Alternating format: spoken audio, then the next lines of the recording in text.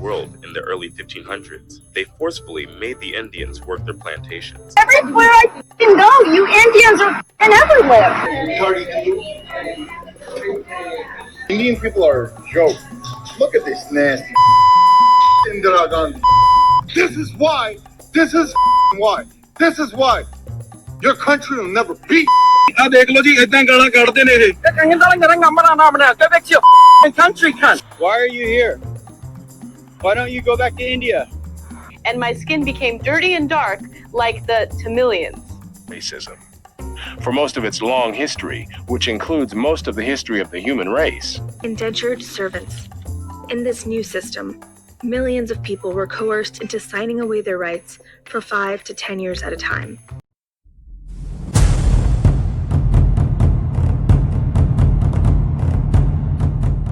तो आप सभी को नमस्ते और पाए लागू। साल 1619 में अब के अमेरिका में चैटल स्लेवरी के अधीन मिलियंस ऑफ अफ्रीकन्स को स्लेव बना के अमेरिका ले जाया गया। मिड 18th सेंचुरी में ब्रिटिश ने इंडिया में स्लेवरी को इंस्टीट्यूशनलाइज्ड कर दिया। फरवरी 2017 में श्रीनिवास कुचिबोतला को एक वाइट मैन ने गोली मार दी रेसिज्म के चलते। और आए दिन आप लोगों ने न्यूज़ में या रिपोर्ट्स देखे ही होंगे जिसमें रेसिज्म का कुछ न कुछ सुनने को मिल ही जाता है। या तो फिर अमेरिका में हो या तो फिर खुद इंडिया में हो या ऑस्ट्रेलिया में हो, हमें डे टू डे बेसिस पे कुछ ना कुछ सुनने को मिल ही जाता है। तो इस वीडियो में हम समझेंगे व्हाट इज़ रेसिज्म, रेसिज्म क्यों होता है और हमें इसे कैसे ख़त्म करना चाहिए। तो आगे बढ़ने से पहले हमें अपने आप से एक सवाल ज़रूर पूछना चाहिए और वो ये है कि क्या इस समय भी रेसिज्म हो रहा है और हमें और आपको ये कैसे डायरेक्ट इम्पैक्ट करता है। तो in the year of 2023 racism is real. हाँ, रेसिज्म होता है, जातिवाद है, नस्लवाद है। हाल ही में Italian football league Serie A के जुवेंटस वर्सेस इंटर मिलान के मैच में जुवेंटस के स्टेडियम में लुकाकू के खिलाफ जो रेसिस्ट रिमार्क्स दिए गए थे स्टेडियम में, वो बहुत ही बड़ा सीरियस रूप ले चुका है। लंदन स्कूल ऑफ इकोनॉमिक्स में इंडियन स्टूडेंट करण कटारिया को पोल कंटेस्ट नहीं करने दिया गया और उसे डिस्क्वालीफाई कर दिया गया है। So yes, racism is real even now. तो सबसे पहले हम समझते हैं व्हाट इज रेसिज्म या जातिवाद, नस्लवाद किसे कहते हैं। तो रेसिज्म या नस्लवाद एक ऐसी सोच है जो एक मनुष्य के इंसान में या लोगों के बीच होती है जो उसे अपने को किसी और से बेहतर या अव्वल समझता है, चाहे वो रेस में हो, इथनिसिटी में हो या क्लास में हो। जातिवाद, नस्लवाद लोगों को जाति, धर्म या इनइक्वालिटी के तवे पर गरम करके भेदभाव और नफरत की रोटियां सेकता है। रेसिज्म एक ग्लोबल फेनोमेना है जो किसी भी देश से छिपी नहीं है और यह हमेशा से वायलेंस, हेट्रेड या फिर ट्रस्ट डेफिसिट बनने का कारण बनता है आज के समय में भी। तो रेसिज्म कई प्रकार के होते हैं, अलग अलग लेवल के होते हैं। सबसे पहला इंडिविजुअल या इंटरनलाइज्ड रेसिज्म। तो इंडिविजुअल रेसिज्म किसी एक इंसान में होती है। ये तब होता है जब कोई अपने दिमाग में कोई नेगेटिव या बुरी फीलिंग रखता है अपने ही कल्चर, अपने ही ट्रेडिशन के खिलाफ, चाहे वो जानबूझ के हो या ना हो। इसका सबसे सटीक एग्जांपल होता है जेनोफोबिया, जिसमें एक आदमी अपने कल्चर को, अपने ट्रेडिशन को और अपने वैल्यूज को लेके निगेटिव या बैड एटीट्यूड अपने दिमाग में रखता है, उसको शर्म आती है। For an example this guy, ये यहाँ नहीं रहते लेकिन फिर भी इन्हें अपने ट्रेडिशंस या अपने वैल्यूज को, इंडियन वैल्यूज को लेके ये बहुत ही इंफीरियर रहता है और वो ये भी सोचता है कि क्या वो लोगों को या फिर फॉरेनर्स लोगों के दिमाग में उसकी क्या सोच बनेगी। Next is interpersonal racism. तो रेसिज्म सिर्फ एक आदमी के अंदर ही नहीं होता बल्कि it is between individuals also. So जब लोगों के बीच या कम्युनिटी के बीच, इंडिविजुअल्स के बीच की रेसिज्म को हम इंटरपर्सनल रेसिज्म कहते हैं। तो इंटरपर्सनल रेसिज्म लोगों या इंडिविजुअल्स के बीच होता है। तो इसमें लोगों को किसी खास रेस या किसी खास एथनिसिटी या कम्युनिटी को लेके बैड एटीट्यूड या बैड फीलिंग्स रहती हैं। फॉर एन एग्जांपल, मैंने अपनी पढ़ाई north eastern part of India से कर रखी थी। तो जब मैं वहाँ पढ़ाई करता था तो मुझे वहाँ पे एक कालू या फिर बिहारी के नाम से एड्रेस किया जाता था, which is a form of racism. And vice versa, जब वहाँ के लोग दिल्ली या फिर यूपी में होंगे तो उन्हें भी कुछ अभद्र शब्दों का इस्तेमाल करके उनके ऊपर टिप्पणियां की जाती हैं। तो इंटरपर्सनल रेसिज्म में खास करके विक्टिम या परपेट्रेटर मॉडल होता है, जिसमें एक इंसान विक्टिम पर जानबूझकर ऐसी बातें करता है जिससे उसे ठेस पहुंचे और लोग उसे देखते रहते हैं पर कुछ नहीं करते हैं, शायद उनको मजा आता है इसमें। Next is institutional racism. तो गौरतलब है कि रेसिज्म सिर्फ एक इंसान के बीच या बिटवीन इंडिविजुअल्स ही नहीं होता, बल्कि ये अलग लेवल पे और ऊंचे लेवल पे भी होता है, वेयर इन इंस्टीट्यूशन भी इसमें रहता है, और हम इसे सिस्टमैटिक रेसिज्म भी कहते हैं। ये संस्थागत रूप में भी किया जाता है। तो जब पॉलिसीज या प्रैक्टिसेस किसी एक खास कम्युनिटी या किसी एक खास तबके के खिलाफ बनती है तो उसे हम इंस्टीट्यूशनल रेसिज्म कहते हैं, और ये इसीलिए किया जाता है कि एक खास ग्रुप ऑफ पीपल को फायदा पहुंचाए किसी और के खिलाफ। तो फॉर एन एग्जांपल, अगर भेदभाव क्रिमिनल जस्टिस, अनएम्प्लॉयमेंट या पॉलिटिकल रिप्रेजेंटेशन में हो, उसे हम इंस्टीट्यूशनल रेसिज्म कहते हैं। अंत में होता है स्ट्रक्चरल रेसिज्म, जो कि बहुत बड़ा इश्यू है, सबसे बड़ा इश्यू यही है। मैं आगे आपको बताऊंगा क्यों। पर स्ट्रक्चरल रेसिज्म उसे कहते हैं जहां पे पूरे इंस्टीट्यूशंस मिल के किसी एक तबके के खिलाफ या एक सोच के खिलाफ प्रोपेगेंडा करते हैं और एज अ होल ऐसे अरेंजमेंट्स कराते हैं जिससे नेगेटिव या बैड आउटकम निकले, चाहे वो प्लान्ड हो या ना प्लान्ड हो। इसके इंडिकेटर्स हैं अनइक्वल अपॉर्चुनिटीज, पावर इनइक्वालिटीज, या फिर अलग अलग कानून बनाया जाता है अलग अलग लोगों के लिए। जैसे कि पाकिस्तान में रेसिज्म इंस्टीट्यूशनल या फिर स्ट्रक्चर्ड वे में भी आगे बढ़ चुका है, जहाँ पे हर एक इंस्टीट्यूशन मिल के किसी एक, फॉर एन एग्जाम्पल इंडिया के खिलाफ उनका ये प्रोपेगेंडा चलता है और चलता आया है, which will be under structural racism.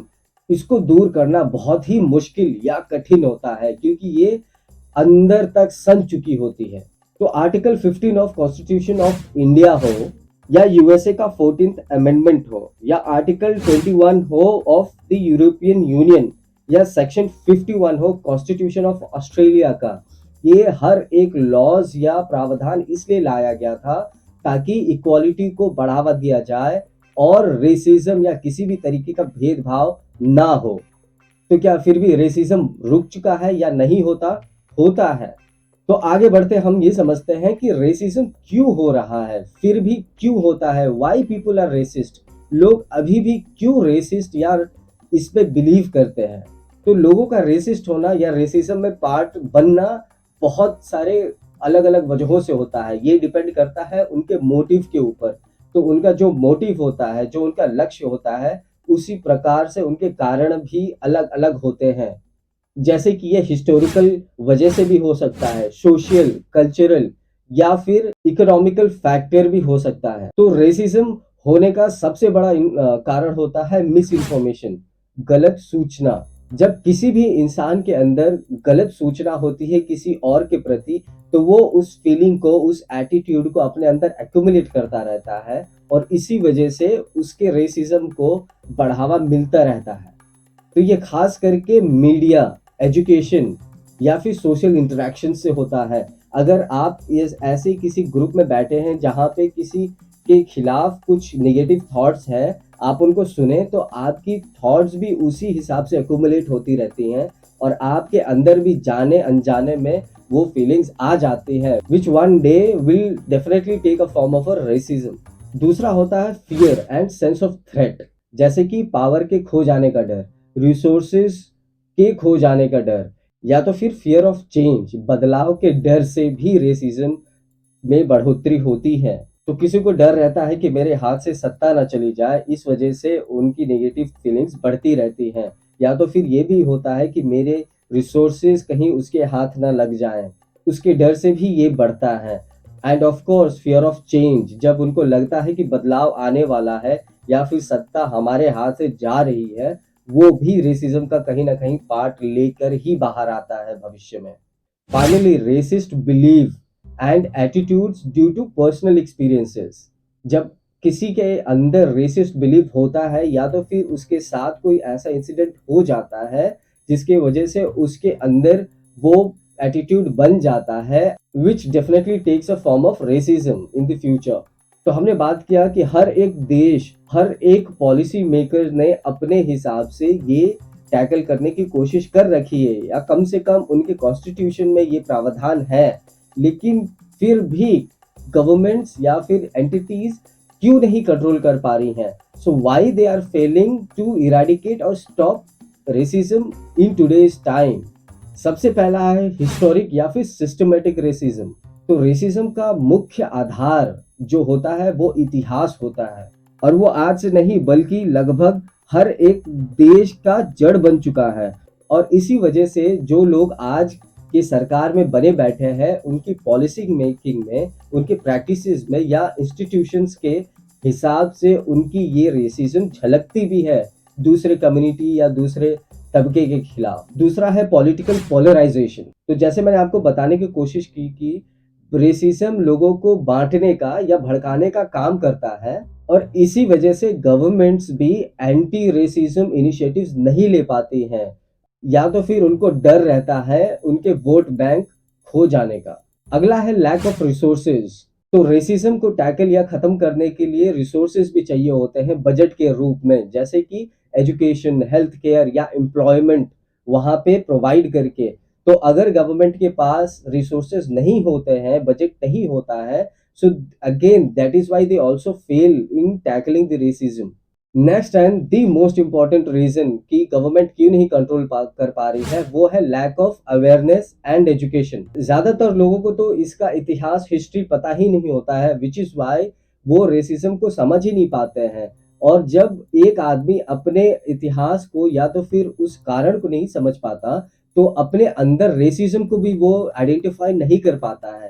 तो जब वो अपने अंदर बसे रेसिज्म को या फिर बैड एटीट्यूड को नहीं समझ पाएगा, तो वो कैसे टैकल कर पाएगा? तो उसको रिमूव करने की तो बात ही बहुत दूर हो जाती है, और वो समझ भी नहीं पाता है कि उसने रेसिज्म में कैसे कंट्रीब्यूट किया है। Now let us look into कि रेसिज्म क्यों इतना बुरा है और हमें क्यों इसे खत्म करना चाहिए। तो हमें ये भी समझना चाहिए कि ये कितना बर्बादी ला सकता है हर एक कम्युनिटी या फिर एक इंडिविजुअल के लिए।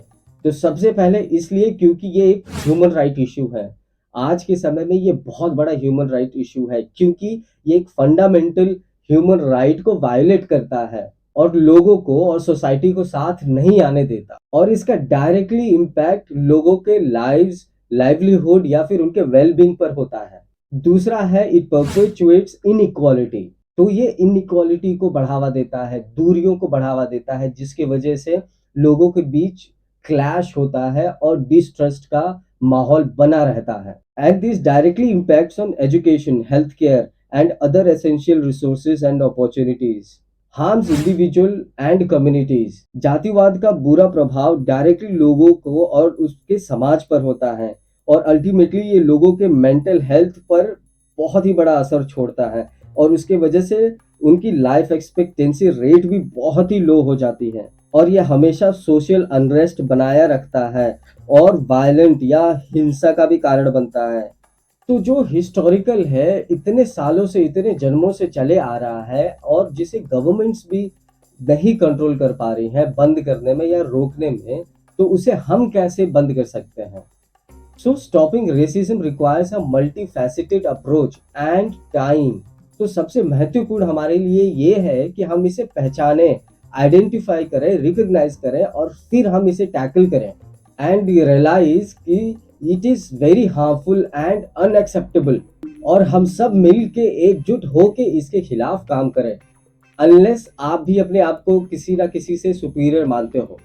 सो here are some of the ways जिससे हम अप्लाई करके हम रेसिज्म को या नस्लवाद, जातिवाद को खत्म कर सकते हैं। पहला, चैलेंजिंग स्टीरियोटाइप्स एंड बायसनेस। तो हमें हर एक स्टीरियोटाइप्स और बायसनेस को पहचानना है और उसे पब्लिक कोर्स में ला के we have to debate about it, और प्री कंसीव्ड नोशन को परखें और हर एक साइड को बोलने का मौका दें, उसे समय दें अपने आप को समझाने का, और हम उसे समझें। एड्रेसिंग स्ट्रक्चरल रेसिज्म, और सबसे बुरा रेसिज्म होता है स्ट्रक्चरल रेसिज्म, क्योंकि पॉलिसीज और प्रैक्टिसेस जो कि भेदभाव करती हैं उन्हें बनाया जाता है और दूसरे समूह को आगे नहीं बढ़ने देता है। तो उसे हम एड्रेस करें, उसके बारे में बातें करें, पर हाँ, विक्टिम कार्ड प्लीज प्ले ना करें। Speaking out against racism, don't take it guys, please don't take it. अगर आपके साथ कोई भी रेसिज्म या ऐसी अभद्र शब्दों का इस्तेमाल करता है आपके ऊपर, तो आप उसको एक्सेप्ट ना करें, आप उसको अपनी रजामंदी चुप रह के ना बताएं, क्योंकि अगर उसने आप पे ये अप्लाई किया है तो वो आगे चल के और भी कई लोगों के ऊपर ये रेसिस्ट रिमार्क देगा। And you may not know, वो शायद मेरी तरह या आपकी तरह स्ट्रांग ना हो। It can रूइन lives. जिम्मेदार बने। मैच्योरिटी, प्रोग्रेस और डेवलपमेंट लोगों के साथ मिलकर, साथ चलकर आती है, ना कि किसी को पीछे दिखाकर या फिर अलग होकर। तो गाइज, अगर इस वीडियो से आपने अगर रत्ती भर भी कुछ सीखा है या समझा है तो प्लीज प्लीज सब्सक्राइब करें मेरे चैनल को, and don't forget to share this video with your friends. Thank you so much for watching this video.